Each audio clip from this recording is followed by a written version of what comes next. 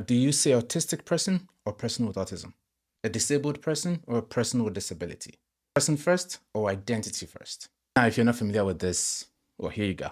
So this is an area which is a bit of a still ongoing discussion, sometimes can be a huge argument in the field of psychology and disability community as a whole.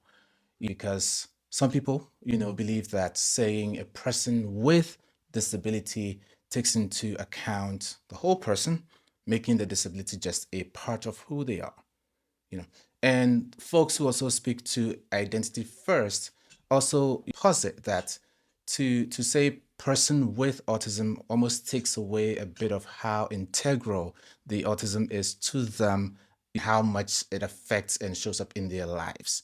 I think there's a point to both sides, you know but one thing I want to leave you with is a lot of this, of course, is cultural. I primarily create content for immigrants and even people still in the motherland, Ghana, in other African countries as well.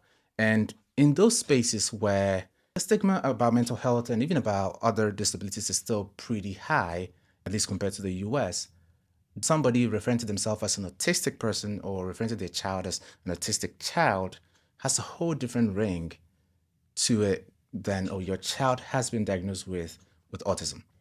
So when you're tempted to argue head and tail with somebody about this, keep in mind that there's a whole different lens that everybody looks through to speak on these things.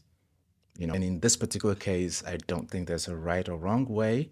The way the individual would like to identify themselves with, that's what you should probably go with. Let me know what you think.